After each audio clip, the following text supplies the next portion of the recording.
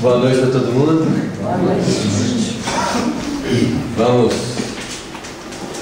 continuar nossas reflexões do livro Missionários da Luz. Nós estamos no capítulo 11. Esse mesmo, né?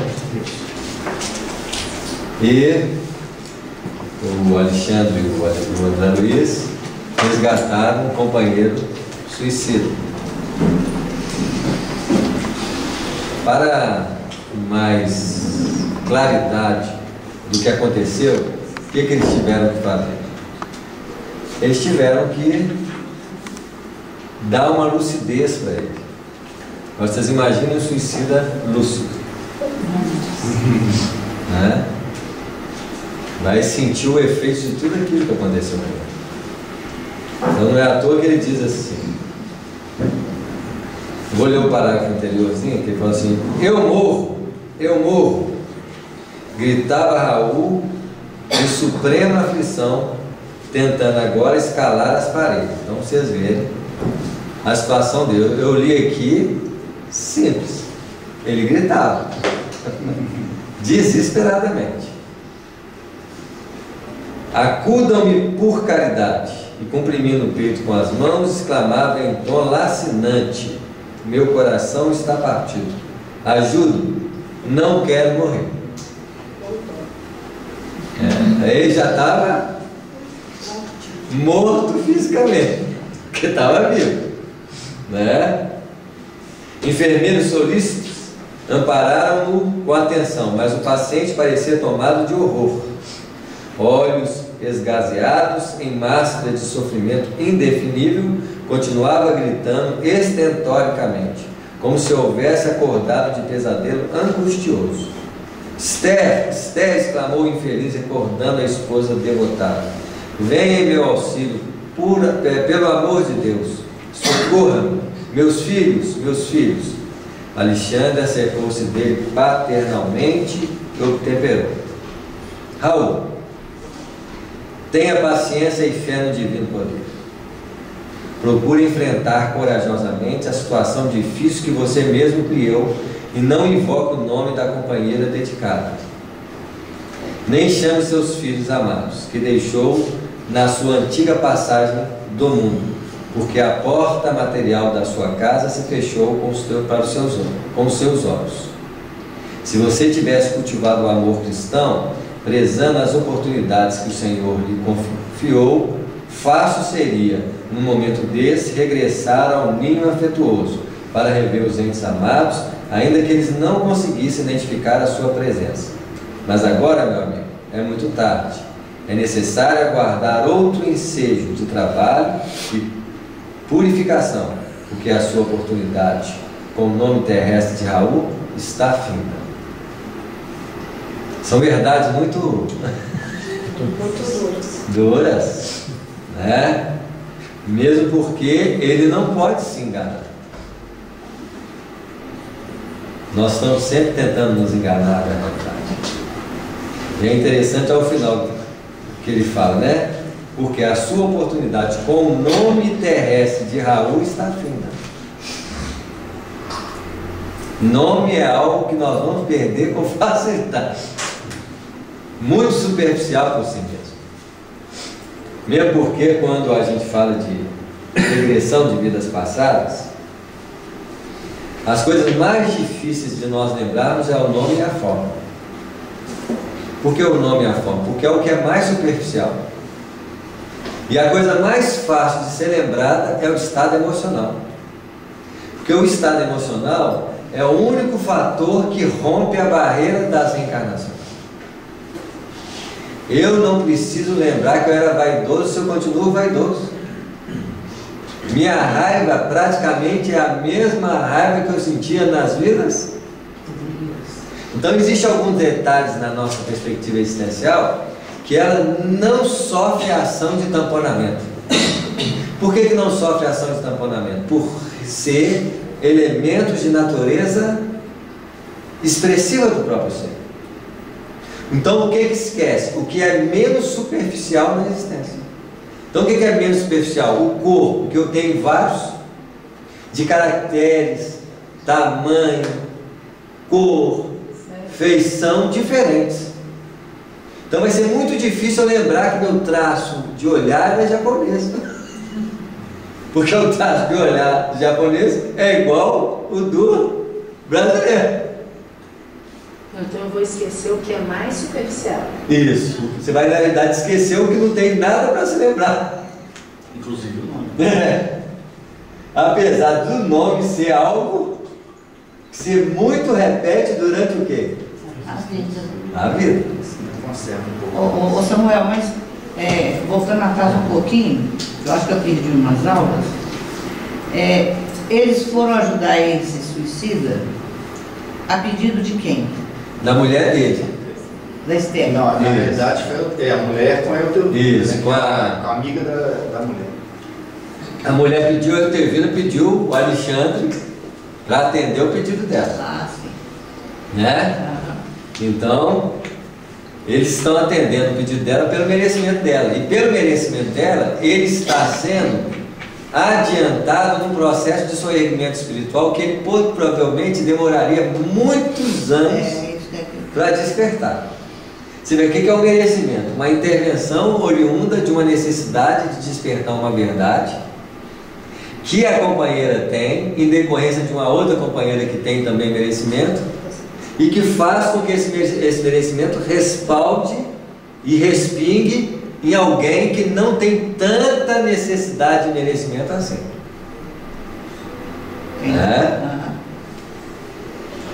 Imenso pavor a estampar-lhe semblante o interpelado revidou: estarei morto porventura? Não sinto o coração varado de dor? Não tem as vestes ensanguentadas? Seria isso morrer? Absurdo. Ele estava morto, mas não tinha morrido. Porque na verdade o espírito morre. Só que antes ele não tinha essa consciência. Ele estava o quê? Tamponado pelo processo de exploração dos companheiros, pela perturbação da consciência dele. Quando o Alexandre fez ele voltar à consciência, ele teve a lucidez de acordar de um pesadelo. Só que ele acordou do pesadelo do lado de lá. Então, para dizer para nós o seguinte: qual que é a diferença de eu morrer e de eu estar vivo desse lado? Só mudança de estado. Só, a consciência é a mesma. Então, o que eu vou sentir quando eu morrer? O que eu estou sentindo aqui agora. Esse estado de acordar, olhar, observar, é tão natural que morrer e estar vivo no mundo material, no plano espiritual, é a mesma coisa. Se alguém está esperando morrer para ter uma sensação assim, não sei o que é, Legalzinha. algo assim, que eu morri, que beleza, está iludido. Basta ver que as pessoas confundem quando morre ou não morre, exatamente por manter o mesmo estado de consciência que nós temos aqui. Então, estando no plano espiritual, não estando no plano físico, esse estado de percepção é idêntico.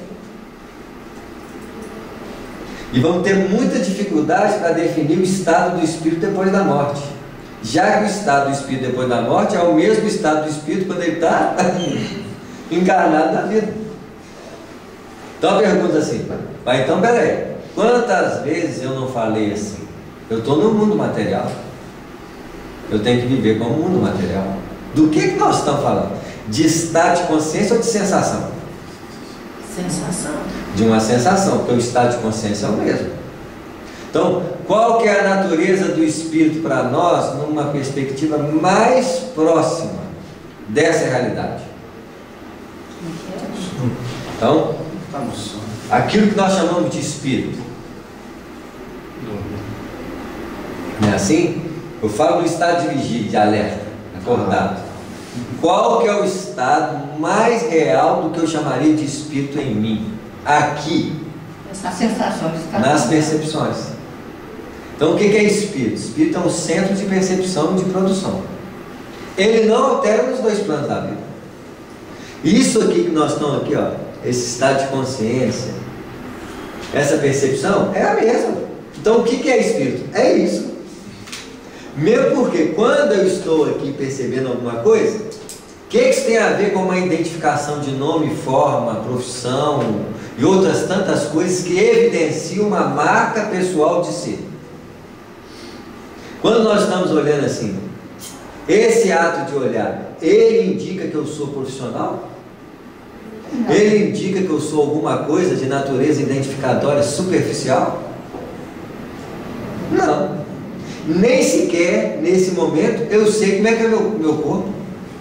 O esquecimento da realidade corporal é o mesmo, porque eu só posso caracterizar quem eu sou quando eu olho no espelho. Se eu não olhasse para o espelho, eu não saberia como é que eu era, não.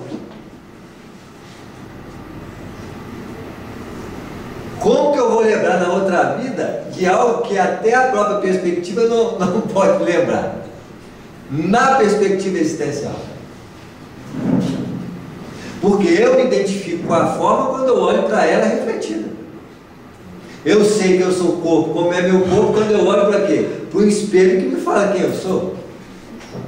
Se eu não olhar para o espelho, eu continuo sendo sem uma perspectiva identificadora com o corpo. Se o indivíduo morre e olha para o espelho, não vê nada. Depende com o espelho. O espelho de lá ou daqui? Eu tinha um amigo que morreu há uns 5 anos, ele levantava de manhã e olhava para o espelho porque ele estava vivo. Se for o espelho daqui, talvez. Quem sabe? Se ele tiver. Samuel, mas a sensação vai mudar, né? Quando eu desencarnar, a percepção é a mesma, mas a sensação, então, por exemplo, as dores, a pessoa estava sofrendo aqui com uma dor, desencarnou. A consciência dela vai permanecer, o centro de percepção, mas essas dores depende da morte. Depende da forma como a impressão da dor causou em você. Existem dores de ação física e existem dores de ação quê? Da memória. Então, de vez em quando nós temos uma dor muito forte e nós temos medo dela. Se ela não está aqui, eu tenho medo de qual dor então? Da memória. Então, quer dizer que eu guardo dor na memória. Tá claro? A dor física que nós sentimos, você fala assim, nossa, não quero sentir ela de novo. Então ela já está na sua memória. Se você morrer, você continua sentindo ela. No plano espiritual, quando você sintoniza com a marca das expressões materiais, essa memória vem o quê? E a pessoa sente dor. Então um exemplo muito claro, está no livro do André Luiz, e a vida continua. Que os companheiros encarnaram com uma certa doença, né? Assim, quanto mais eles ficavam presos à memória do passado, a perspectiva material, eles sentiam o quê? A dor e a doença. Quando eles estavam lá distraídos com bastante espiritualidade, eles rejuvenesciam mentalmente, querer a dor foi embora. Isso quer dizer que existe uma identificação mental com os fatos. O que é uma identificação? Então vamos lá, com calma. Eu estou sentado aqui, começo a pensar lá em casa. Chega uma hora que o pensamento torna-se tão palpável, tão real, que eu vivo a realidade do pensamento. E se eu discutir com alguém lá em casa, eu discuto com tanta veracidade que aquele pensamento não é mais uma ilusão. Para mim, naquele momento, tornou-se o quê? Uma realidade. É uma realidade tão palpável que o meu cérebro, que não distingue as duas realidades, produz a substância química que, como se fosse uma realidade o quê? Física. É mais ou menos isso que acontece com quem desencarna. A realidade do pensamento passa a ser tão viva que ele consegue sentir o efeito na própria sensação. Tem uns casos que é o contrário, né? Aquele tem um caso do Luiz Sérgio, o primeiro livro dele conta o desencarne dele, né? Ele está voltando da Fórmula 1, em São Paulo, em 73, ele vai para Brasília e ele bate o carro, até um Fusca, se não me engano. E a primeira coisa que ele faz é tentar acudir o amigo dele, que viu, né? Aí depois que ele percebeu, ou seja, ele não sentiu dor, não sentiu nada. Depois que ele percebeu que ele tinha desencarnado. Isso aí. Então eu senti. Agora, porque na verdade morrer é muito simples. A gente acha que morrer a gente vai viver com câmera lenta. Né? O cara manda um tiro, você vai ver o tiro vindo assim, aí você vai ver furando você aqui, você vai sentir a bala passando dentro de você. Como se fosse assim que a coisa acontece. Né? Aquela câmera rápida. Você está em pé aqui, seu corpo está caído já. Você está com a consciência desperta, nem sabe que você morreu. No caso do suicida, não. No caso dele, ele está sentindo o efeito vivo daquilo que ele passou. Porque esse efeito é um dos princípios reflexivos da sua ação, contrário ao que ele deveria não ter feito. Ele tem que sentir isso, é um dos efeitos que ele tem que sentir. Para ele fazer o quê? Nunca mais quero fazer isso de novo. Porque é um mecanismo de formação educadora. Mas normalmente isso acontece? Normalmente isso acontece com o suicida. No Memória do Suicida, por exemplo, o livro é tão detalhado que as primeiras páginas, que é extenso o primeiro capítulo, ele detalha minuciosamente o que ele sentia, como se fosse fibra a fibra, aquilo que estava acontecendo no corpo dele. Mas normalmente quando você se suicida numa encarnação, em outra você não vai cometer o mesmo delito. Nem sempre. Tem espírito que repete o delito até várias vezes. Mesmo tem essas marcas. Até porque até a própria ação de escolha de suicidar vai ter que ser colocada em xeque em cada ciclo reencarnatório que ele passa. Porque ele tem que vencer aquela disposição. Tanto é que nós somos suicidas indiretamente, todos nós provavelmente já suicidamos, que é um dos reflexos que fundamenta isso, é quando nós começamos a falar assim, não estou aguentando minha vida mais. Você não está pensando em suicídio, não. Mas já é uma reflexão próxima do suicídio. Nossa Senhora. Tá claro? Agora, é uma reflexão como assim, quase inocente. Já pode ser reflexo de um passado. Agora, o suicida, nos momentos em que ele suicidou, é como se fosse uma espiral evolutiva, não é assim? Só que em vez de completar um ciclo, o que a espiral faz? Ele dá um salto além da marca de fechamento e quase numa paralela abre outra e caminha, como se diz assim, em linha de proximidade. Onde ele suicidou, ele vai passar pela mesma experiência desafiadora que levou ele ao suicídio. Se ele for fraco, suicida de novo. Se ele conseguir superar, vai superar, sofrendo o reflexo da ação suicida que ele passou. É assim? É interessante lembrar, né, dessa questão lembrei do Evolução em Dois Mundos, né? Esse reflexo que a gente sente, né? Porque o nosso perispírito ele é formado de um molde que é o nosso corpo mental.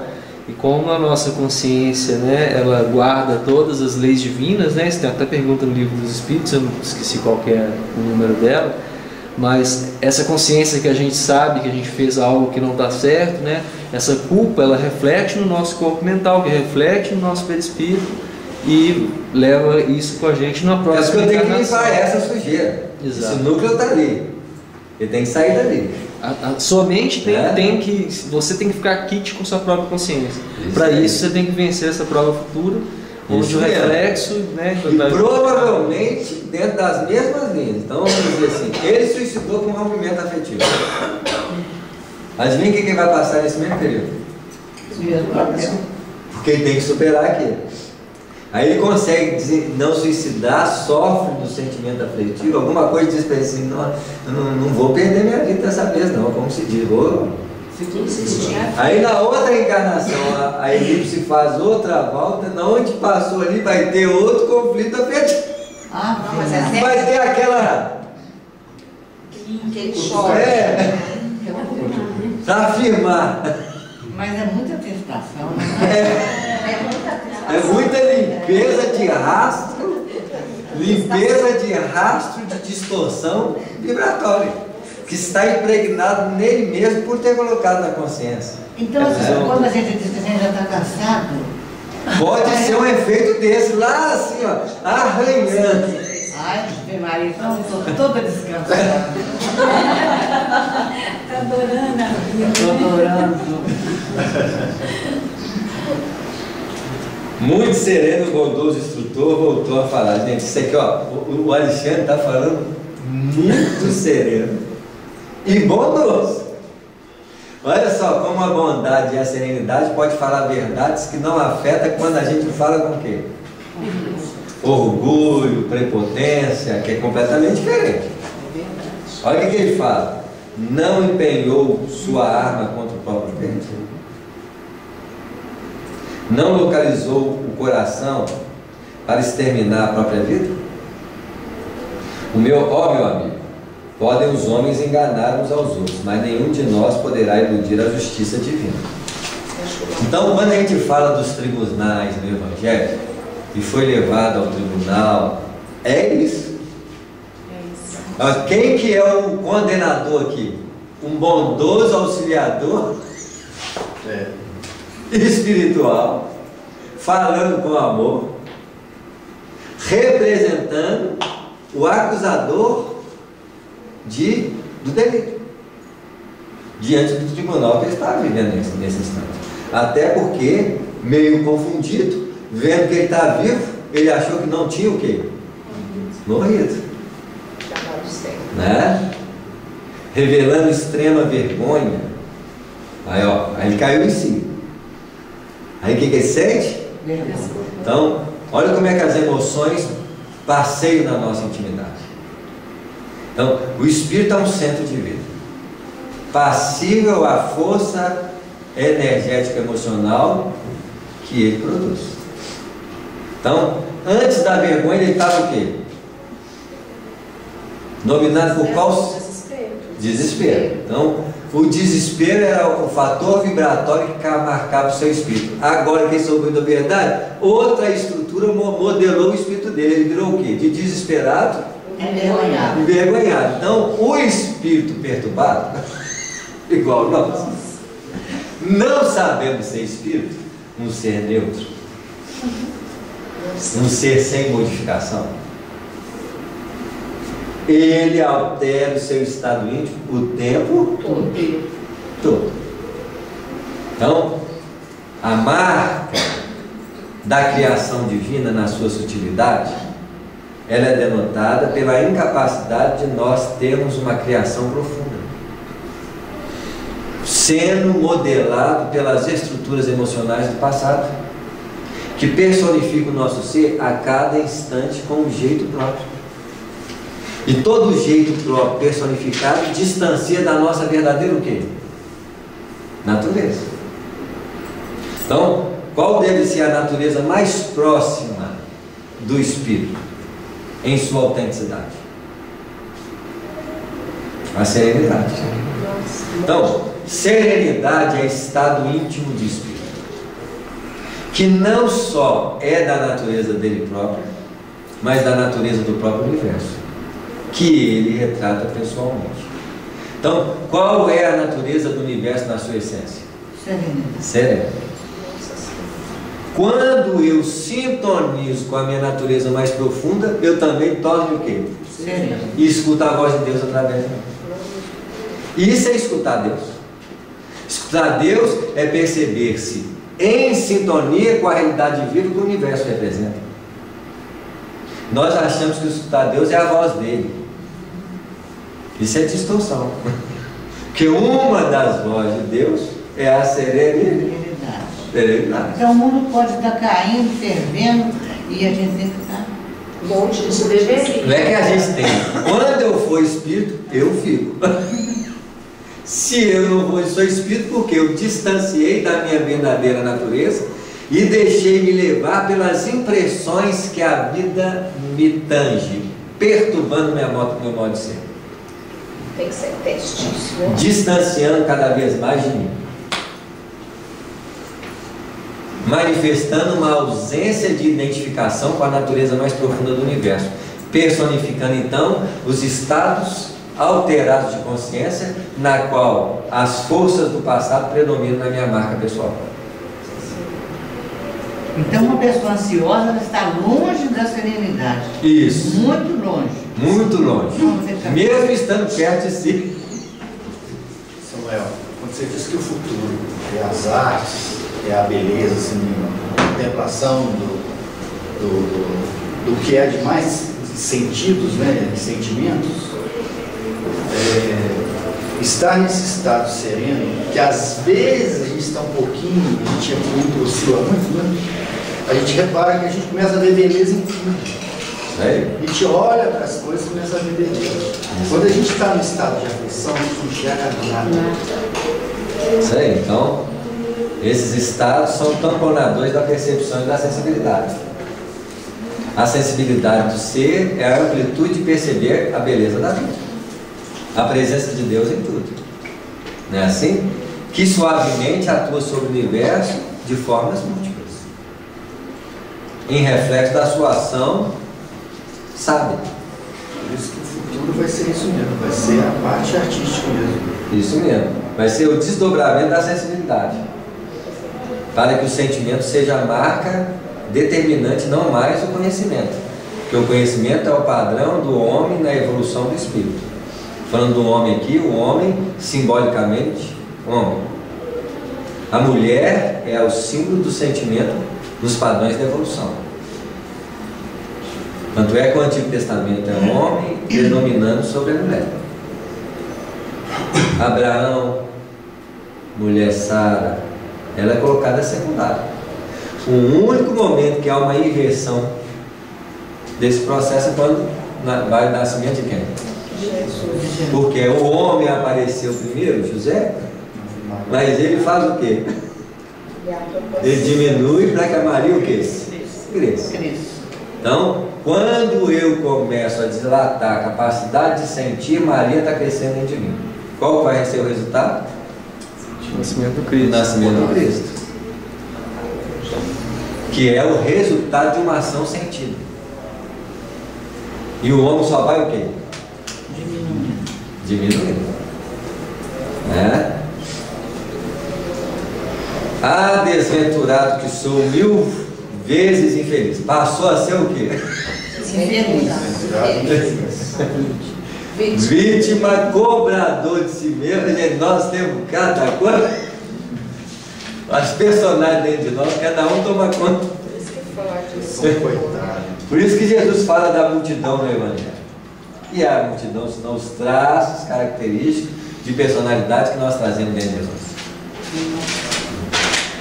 Em sua múltipla feição de uma só existência.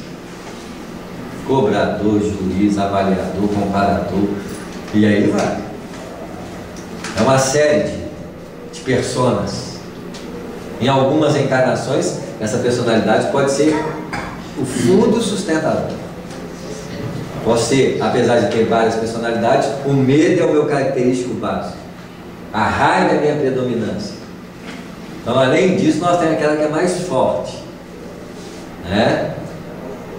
Alexandre, contudo, não tornou a falar naquela circunstância, até porque ele ia gastar saliva à toa. O companheiro está muito o quê? Desequilibrado, né?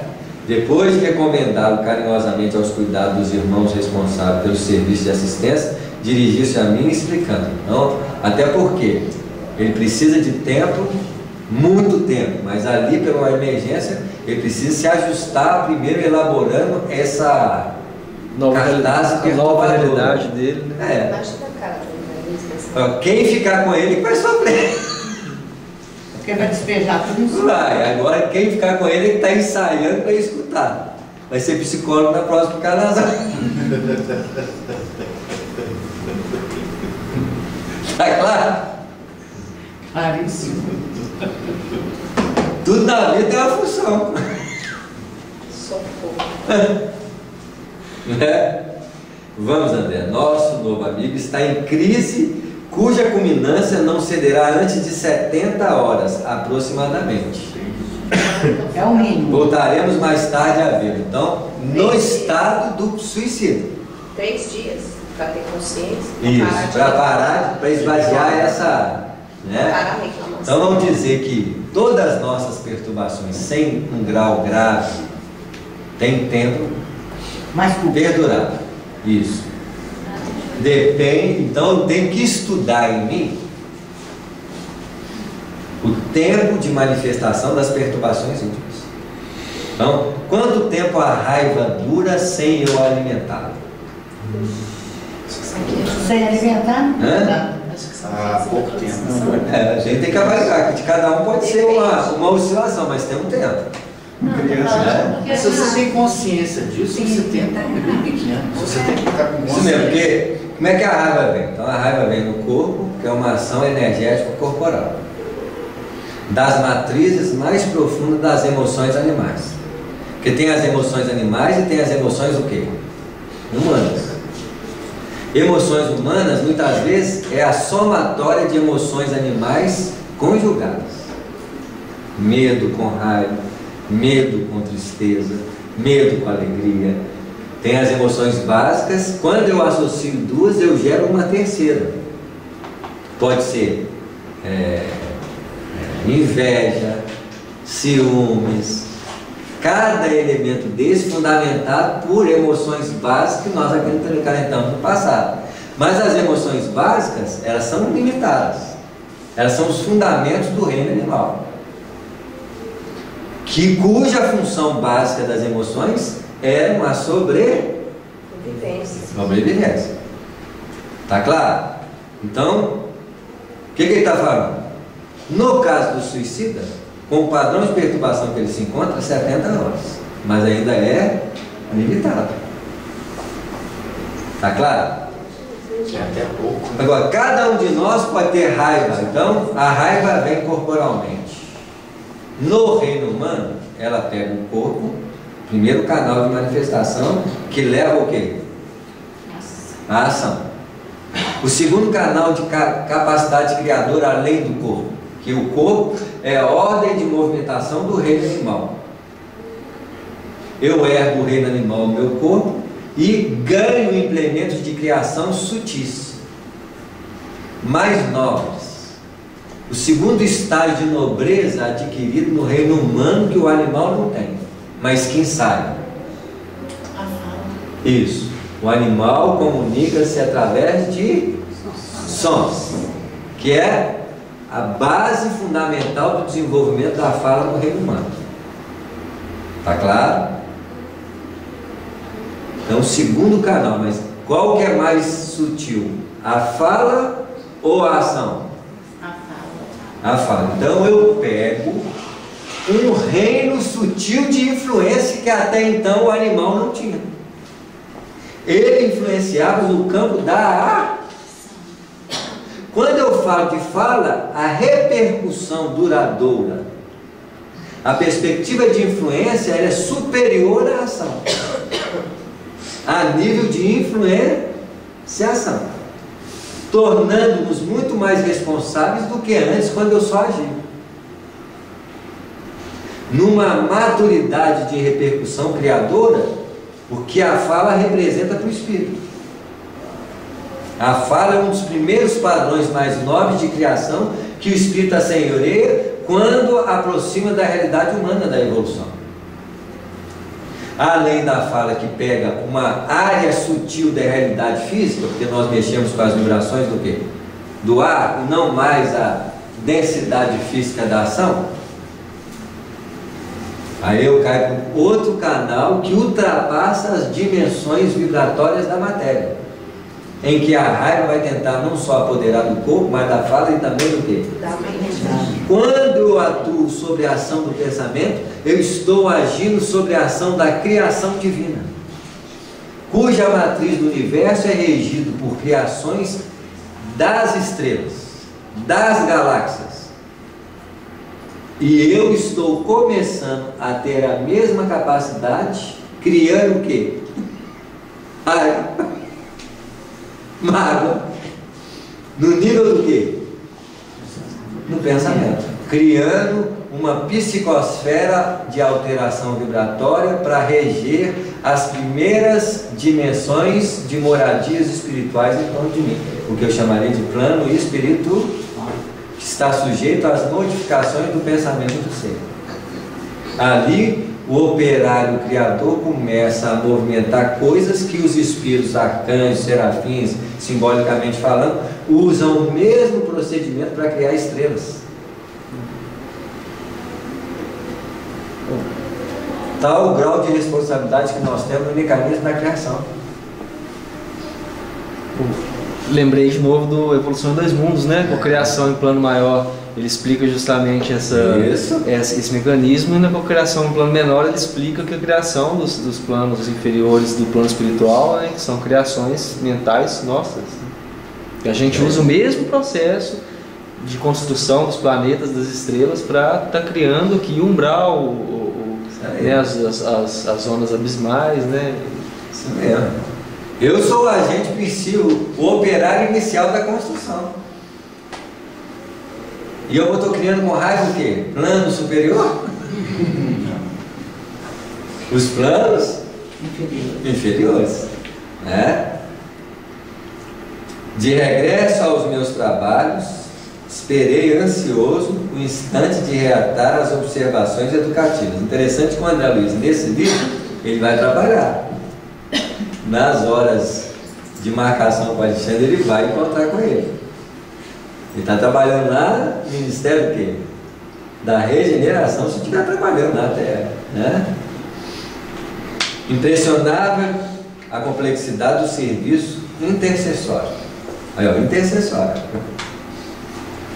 As simples orações de uma esposa saudosa e dedicada haviam provocado atividades numerosas para o meu orientador e valiosos esclarecimentos para mim. Como agiria Alexandre na fase final? Que revelações teria Raul para os nossos ouvidos de companheiros interessados no seu bem-estar? Conseguiria a esposa consolar-se nos círculos da viuvez? É outro trabalho que tem que ser feito. Né? Porque a verdade, muitas vezes colocada na crueza dela, faz o quê? Destrói. Tanto é que tem muita gente, mas sou franco e fala a verdade. Cuidado, você tem que saber se você sabe escutar. Falar é fácil. Você escuta do mesmo jeito. Não é assim? Você tem o padrão de receber o efeito destrutivo da verdade que você coloca na sua boca, mesmo sabendo que é verdade? Né? Abrigando interrogações numerosas, aguardei o momento azar. Então, é interessante. Quando eu não sei o que vai acontecer, mas a minha mente faz o quê? Imagina com base no quê? As experiências passadas. De quem? Minha. Isso, então eu interpreto a vida dos outros conforme As minhas experiências passadas. isso. Então, no fundo, quando nós falamos alguma coisa de alguém que nós não temos certeza, de quem que nós estamos falando? Então, nós temos que tomar um cuidado enorme nesse sentido, porque eu só falo de mim. Mesmo que generalizadamente os seres humanos pareçam. Posso até estar acertando, porque como generalização, provavelmente as experiências são o quê? As mesmas.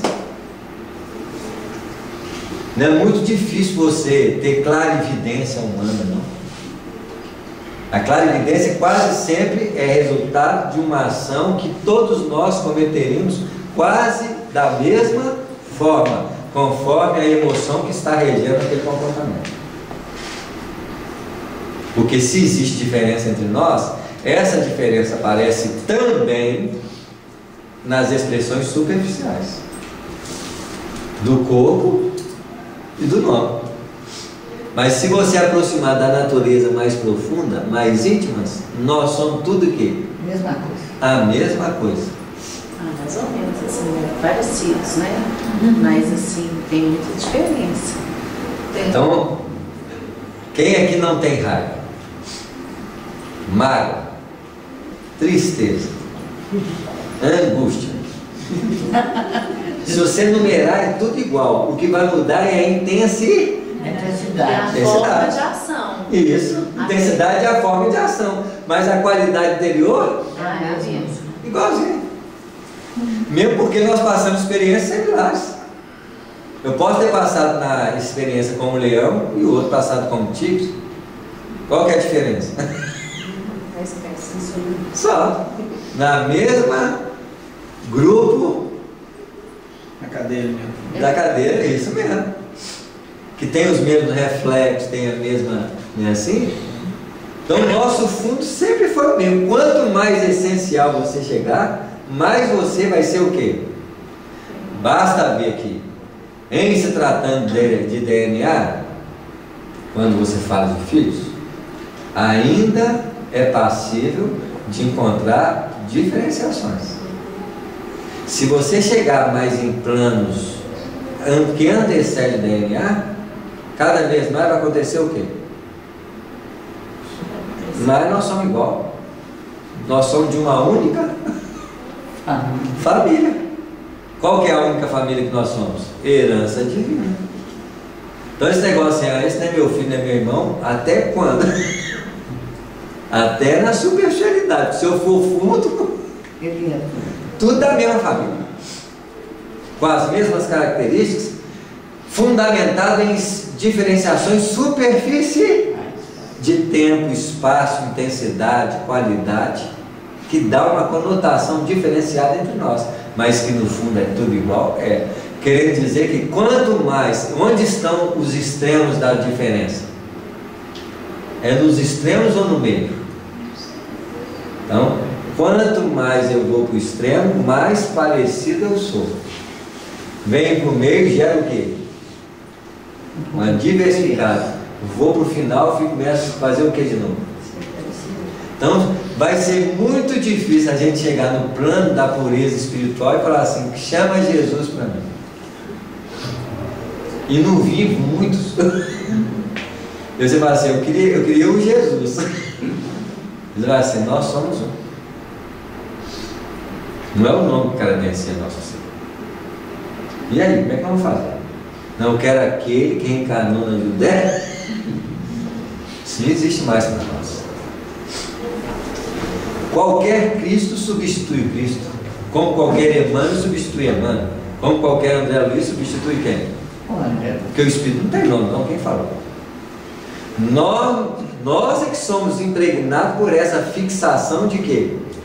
De nome e forma. Tanto é que ele disse aqui, ó, o nome, porque a sua oportunidade com o nome terrestre, Raul, está o quê? Está vivo. Acabou. Você não é Raul mais não. Na plenitude, nas expressões material. Pode até continuar depois da morte, na imortalidade da alma. Seu Raul. Ser Raul. Porque é a imortalidade da alma. Porque a alma é o espírito, se o espírito encarnado teve uma marca com o nome Raul, ele continua depois da morte sendo Raul, até a próxima Encarnação. que aí não é uma imortalidade da alma. Então existe a imortalidade da alma e a imortalidade do ser, que não tem nome e nem forma. Alguém diz, não gosto do meu nome, está preso à dimensão material, mesmo em se tratando de um nome simbólico. Predominância da matéria sobre o espírito. Não é só a matéria física que predomina sobre nós, não. A matéria simbólica do conhecimento. Tem hora que você acha que é brasileiro e defende o Brasil. O dia que você sair da terra, qual que é o Brasil que você pertence? Sou de Capela? Sou de nada, sou um viajante sideral que posso pousar em qualquer o quê? Mas não diz que nós viemos café? Você vê, se viemos, estamos na terra. Então você é da onde? Do lugar de... Qual que é o próximo? Mas isso tudo condiz com o estágio que nós estamos no momento. Certamente. Certamente. O estágio de identificação com a natureza material, psíquica, cultural é da horta evolutiva do espírito no reino humano. Porque o espírito no reino humano é o único espírito que se identifica consciencialmente com a natureza que o reveste, com os implementos que usa, nome, profissão. CPF. Por que ele faz isso? Por que ele faz isso? Porque não sabe quem que ele é. Quando eu não sei quem eu sou, eu preciso ser identificado e reconhecido. Então, qual que é o maior desafio existencial do espírito no reino humano? Deixar de ser. Isso, porque a maior necessidade que ele tem no reino humano é a necessidade de ser para alguém. Ser de alguma forma. Por isso nós batemos na tecla de novo. O estágio mais forte de identificação pessoal é o relacionamento afetivo. Porque é o que mais sustenta uma identificação própria de ser importante para alguém. Tão importante que ele é maior do que Deus para essa pessoa. Daí tantos problemas nessa área. Como essa identificação é a força de autossustentação própria, aí eu passo a ser de verdade e me sinto assim. Imagina quando alguém diz: você é a razão da minha vida. Você passou a ser tudo. Que seja com uma pessoa. Isso não abre mão de jeito nenhum. É a maior força de implementação de uma identificação pessoal. Porque você passa a ser maior do que Deus para o outro.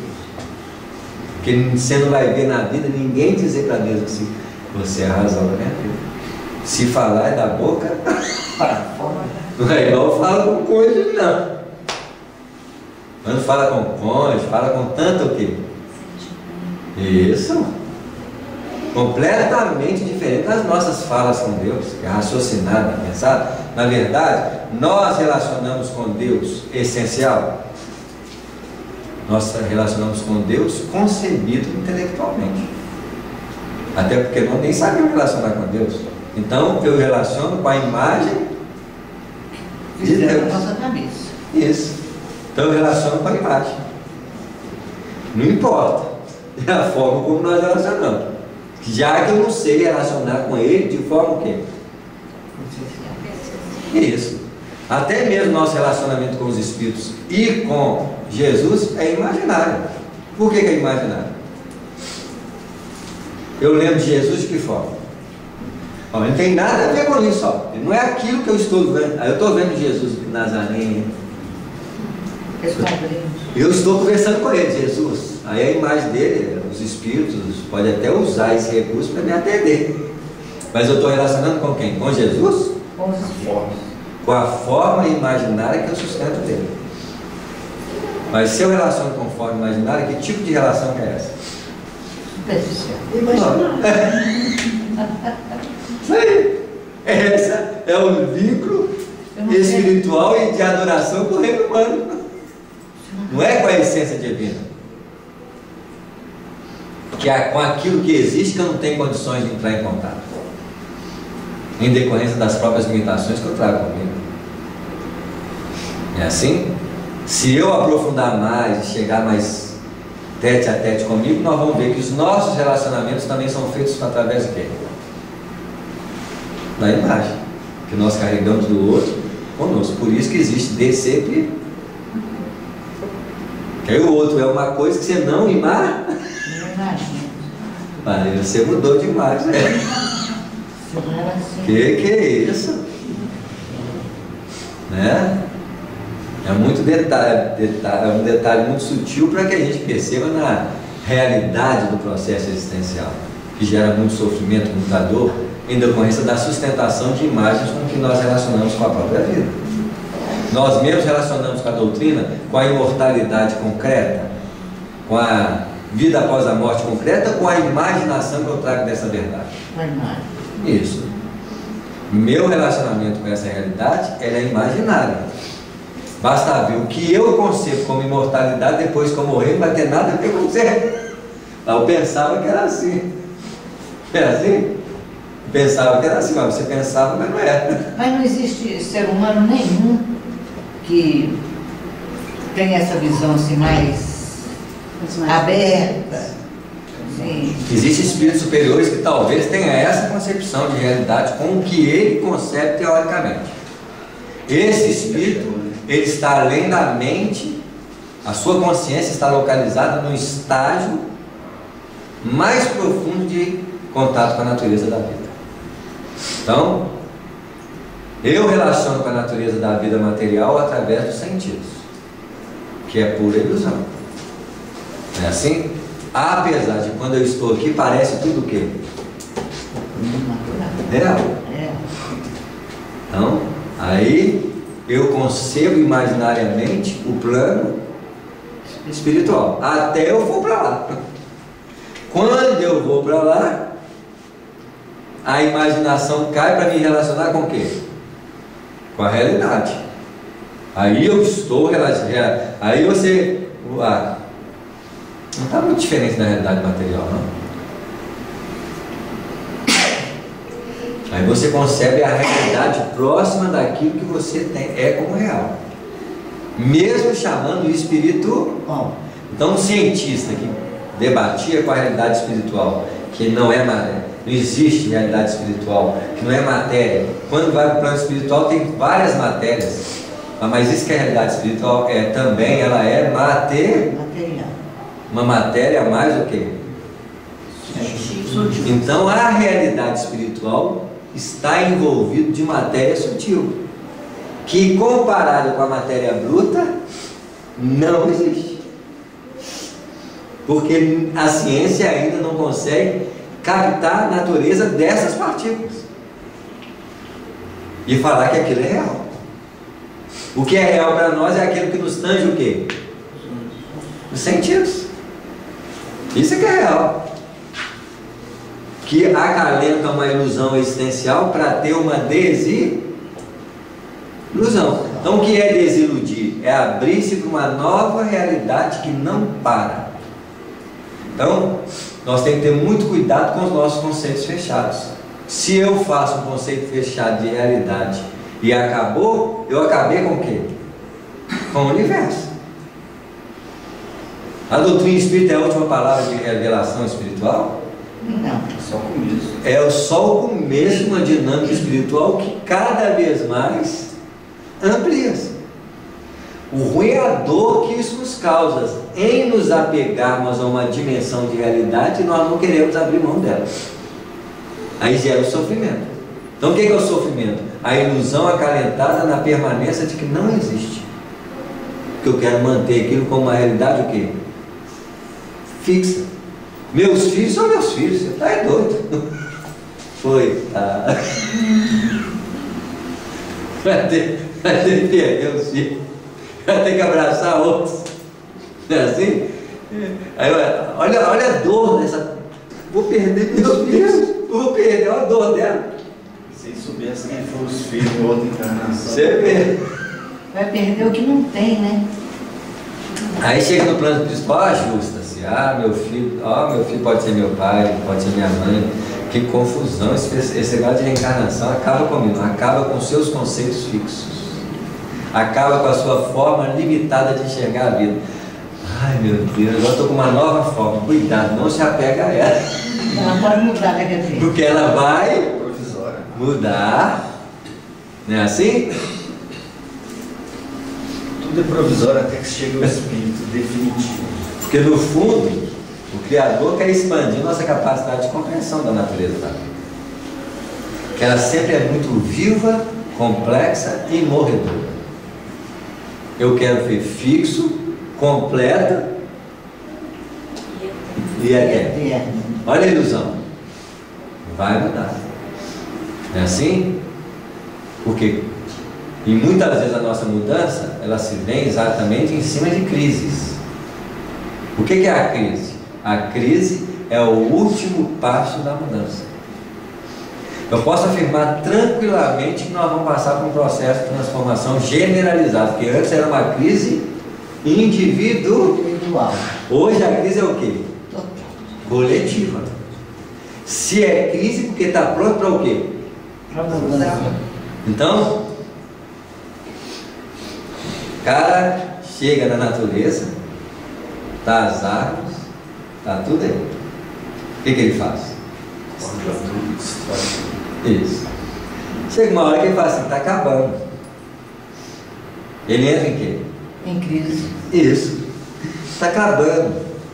Aí vai surgir uma... Nesse momento de crise começa a surgir uma coisa assim, que ele não pensava antes. Quem colocou? Está acabando, mas quem colocou ele? E como que colocou?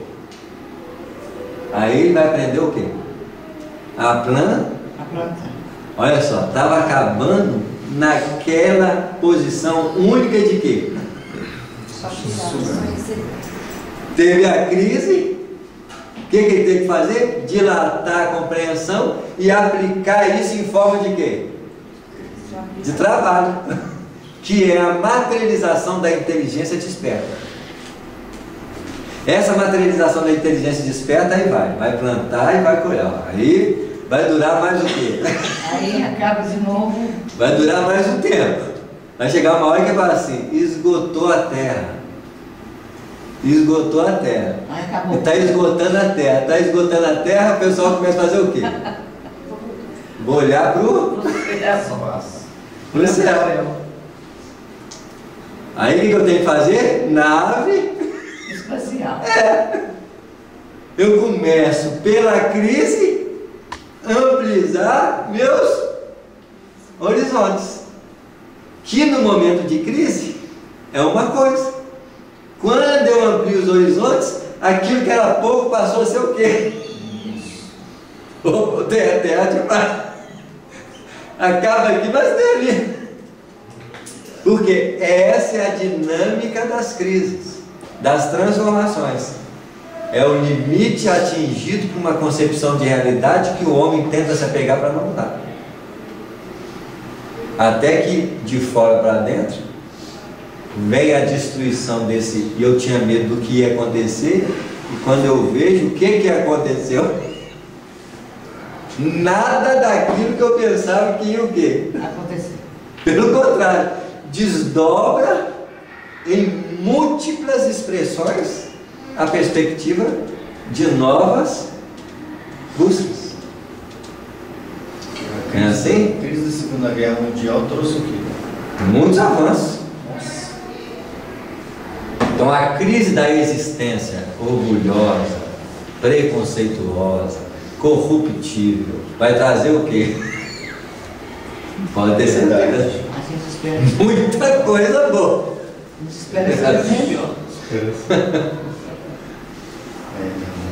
De regresso aos meus trabalhos, experiencioso.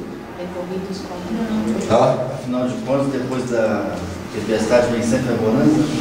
Lógico. Peraí. Onde que eu parei? Decorrer 4 dias. Tá. Decorrido 4 dias, o instrutor convidou-me a tornar o assunto. Você tem livro do André Luiz que ele passa uma semana como mentor, sai um livro. Tem livro que ele passa várias semanas, vai trabalhar, volta. Esse é um dos livros assim, né? O instrutor convidou-me a tornar o assunto que fez exultar de contentamento, que me fez exultar de contentamento pela possibilidade de prosseguir aprendendo para a minha própria evolução. Olha que bacana, né? E ele falou assim, abrigando interrogações numerosas, aguardei o momento azar. E antes disso,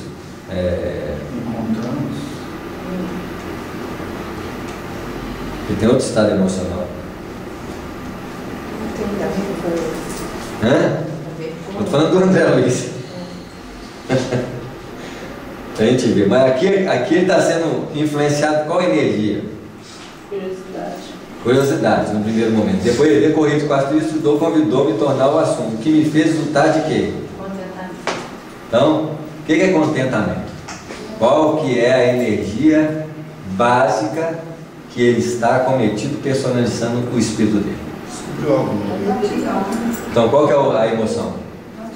Alegria. Ele estava o quê? Alegre. Né? Os animais ficam alegres? Ficam. Então é de origem ali. Nós ficamos. Mas as plantinhas também ficam. Ficam, contente. Água, chuva, alegria ali, ó. É básico. Isso mesmo. Encontramos Raul cheio de dores. Agora já não está reclamando, está cheio de quê? Agora está sentindo dor. Todavia mais calmo para sustentar a conversação esclarecedora. Já está mais calmo, né? Assim, ele está quase humano nas nossas condições. Queixaram-se da ferida aberta, do coração descontrolado, dos sofrimentos agudos, do grande abatimento. Esse tipo de tratamento ele é feito como? Para ele ter a ausência dessas dores acentuadas como estão. Mudando o foco de pensamento dele. Enquanto ele não continuar sentindo as dores. Pode até amenizar mentalmente. Mas aí não é Mas compulsório? vai. Aí não é compulsório? Compulsório. Ele foi. Ele se matou, ele foi. Aí ele tem que voltar para... Tem que voltar para tamponar essas sensações da própria mente. Porque Mas assim... é a forma que ele lembra que ele foi... Ele foi sem ser chamado. Suicídio. Isso. Então, o que mais retrata o suicídio? A lembrança de que ele foi.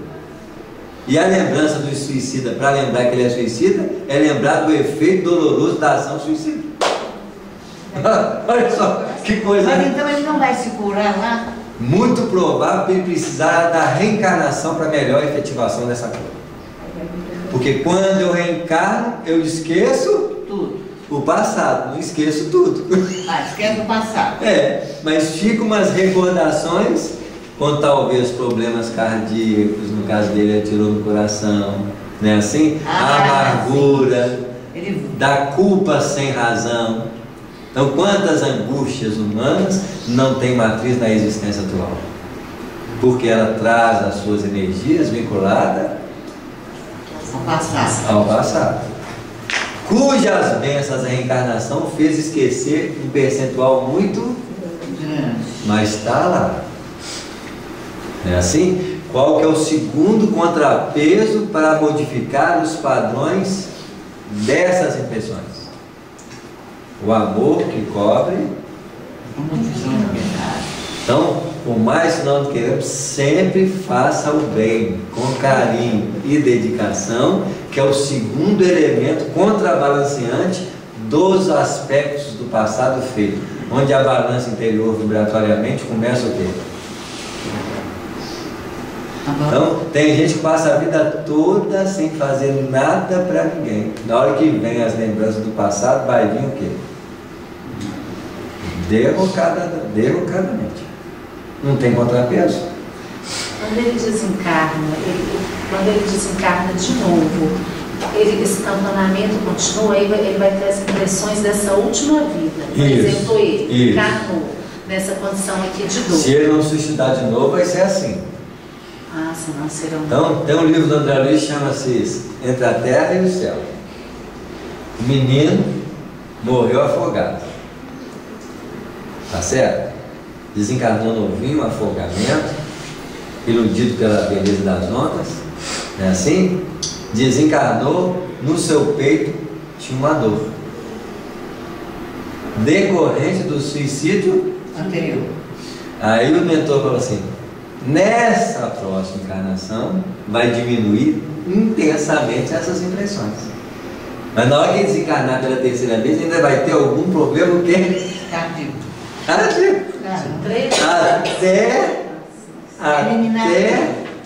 porque no caso dele, além de ele ter sido suicida, ele foi assassino.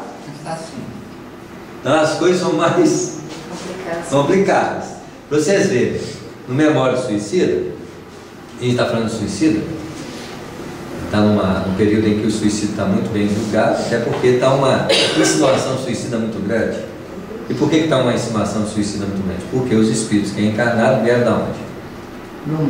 No umbral, dos planos espirituais inferiores, e muitas vezes espíritos que vieram das próprias condições suicidas das regiões vibraninas, das regiões trevosas. Está claro? Então, é uma grande proporção de suicídio, porque estamos em processo de quê? Regeneração. Tem que divulgar, tem que falar. Nós podemos sofrer com isso. Mesmo porque quem de nós tem capacidade de entrar dentro de alguém para fazê-lo não querer suicidar? E quantas pessoas que estão do lado de alguém que vai suicidar sofrem, quase desencarna junto com ele, e ele suicida a si mesmo? O tempo todo vigiando, o tempo todo tomando conta. Aí na hora que está quase desencarnando, ele vai suicida. Porque senão quem vai desencarnar antes deles? É o Suicida inconsciente por medo do outro suicidar. Olha que ótimo. Você sofreu de tanto medo do outro suicidar. Você morreu junto. E o outro suicidou a si mesmo. Isso, e você suicidou indiretamente. Porque você perdeu a vida apreensivo com o que o outro pode fazer. Ah, mas você tem que ser frio? Não, não tem que ser frio não. Eu vou ajudar sem envolvimento emocional. Porque qual que é a perspectiva de eu envolver emocionalmente para ajudar alguém? Não adianta nada. Nada. Você ajudar com profundidade, com amorosidade, calmo, é mais eficaz do que se você fazer isso perturbado. Porque se perturbar um perturbado, você vai Isso, vai ficar perturbado igual ele. Mas no senso comum vai na ideia de que você, quando está perturbado junto com a pessoa, você está sendo solidário, né? Você vê, então, uma falsa impressão de auxílio. Que é muito claro entre André Luiz e o Alexandre, claro, é assim, né? O André Luiz é o perturbado, que sente a perturbação do outro e tenta ajudar a perturbar. Os outros percebem a perturbação, sabem quando deve agir, não faz na hora porque não pode. Não é assim? Então, muitas vezes, a precipitação de tentar ajudar perturbadamente só vai atrapalhar mais. Então, eles tiram o André Luiz para ele não ficar mais perturbado. Isso mesmo. Tira ele, então nem leva ele. Como foi o caso do livro Obreiros da Vida Eterna. Que ele não pôde entrar nas trevas. Estava preparado para Não, porque ele ia perturbar demasiadamente o grupo de auxílio. Já perturbou no caminho.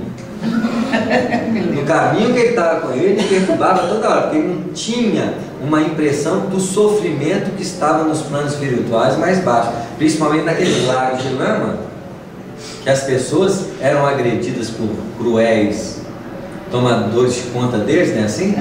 Então, se aqui na Terra tem os... como é que chama o pessoal que toma conta de presídio? Os carcereiros. No plano espiritual tem o carcereiro do mal, que cercam as lagos de lama e ficam ali vendo os outros sofrer, bate neles, e assim não deixa sair. É assim? Cumpre essa função. E o André Luiz vindo isso tudo, ele se perturbava o tempo todo.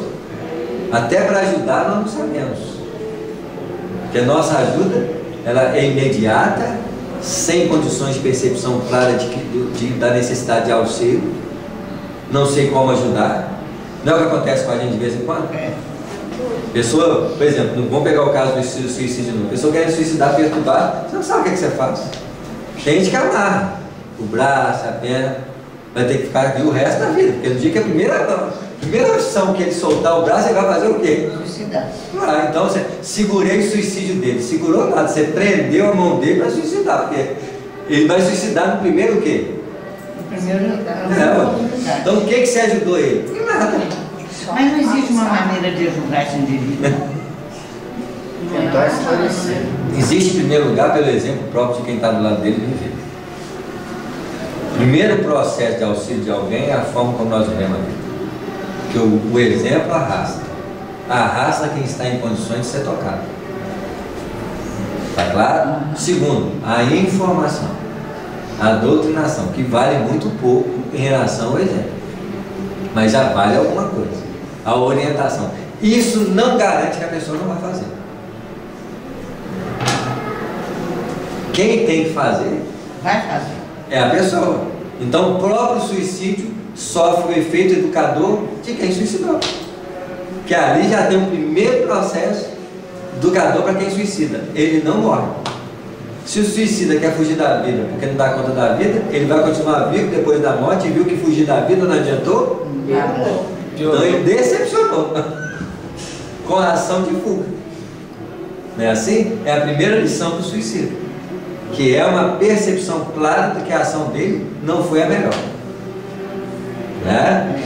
Saiba, porém, que não se encontrava mais nos ciclos da carne. Ó, já sabia, porém, que não se encontrava nos ciclos da carne, embora semelhante verdade lhe causasse angustioso pranto.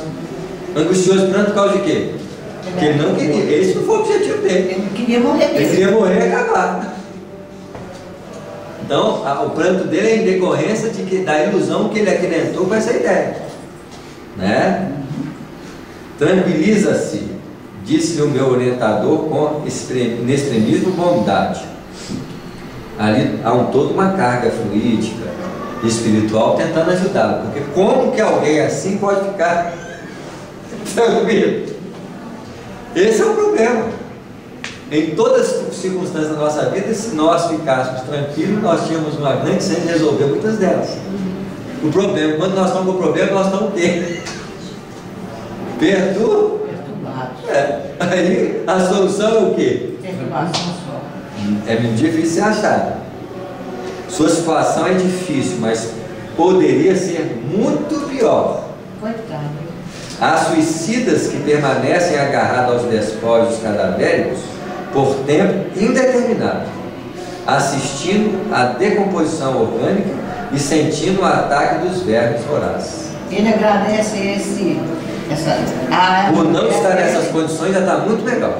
Pois é, isso aí ele tem que agradecer a mulher dele que pediu o socorro para ele. Não, ele não estava assim quando ele foi, ele estava inconsciente, sofrendo o efeito de alguns tipos de dor, mas estava o quê? Hipnotizado, tamponado, com a consciência dele, a dor veio junto. Mas todo suicídio, indiferente dele estar no estado de inconsciência ou não, uma hora vai vir o quê? Vai vir tudo à tona. E quanto mais tarde vem à tona, mais ele vê o efeito da ação cometida com o tempo perdido. Vai tentar, então, eu não morro mais, vai ver a família, vai ver os efeitos Que ele causou. Que ele causou com o suicídio, não só nele, mas também em quem? Na família. Isso. Né? Ai de mim, suspirou o mísero, porque além de suicida sou igualmente criminoso. Então, a culpa. Olha como é que os irmãos e os parentes perturbados estão sempre juntos. Culpa, revolta, a família.